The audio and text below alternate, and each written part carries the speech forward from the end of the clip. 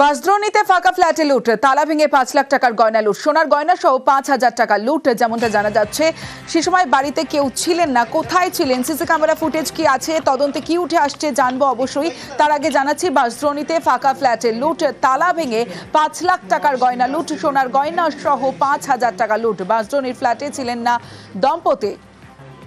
অনুপ রয়েছে আমার সঙ্গে। অনুপ, সেই সময় দম্পতি ছিলেন না, কোথায় গিয়েছিলেন? তালা ভেঙে লুটের ঘটনায় আশপাশের কেউ কি কোনো শব্দ পাননি? কিভাবে এই ঘটনা ঘটলো? সিসি ক্যামেরা ফুটেজ কি আছে সেখানে? তো ইতিমধ্যে এলাকার সিসি ক্যামেরা ফুটেজ পুলিশ খতিয়ে দেখে দুজনকে শনাক্তকরণ করতে পেরেছে, এমনটাই পুলিশের পক্ষ থেকে স্পষ্ট করা হচ্ছে। বাড়িতে যখন কেউ ছিল না সেই সময় কিন্তু এই দুঃসাহসিক চুরির ঘটনা দিনে দুপুরে এমনটা বলা চলে।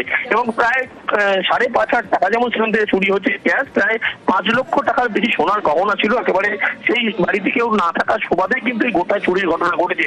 এবং যখন স্কুলের বাচ্চাকে আনতে পরিচারিকা বাড়ি থেকে বেরিয়েছিল, বাড়ি আসার পরে কিন্তু একেবারে এই চুরি গোটা ঘটনা তদন্ত হচ্ছে। ইতিমধ্যেই পুলিশের পক্ষ তদন্ত করে দেখা হচ্ছে। বেশ, আজকে ডেলির মতন স্কুল থেকে নিয়ে আসছে, তখন এসে দেখছে যে এই কপসিকেল গেটটা তালাটা ভাঙা, দরজাটা পুরো হাফ করে খোলা, ভিতরে দেখছে আলমারিটা ভাঙা।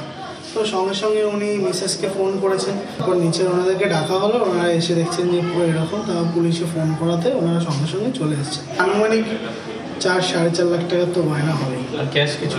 ক্যাশ ওই 5,500 টাকার মতন ছিল। কাউকে সন্দেহ করা হয়েছে?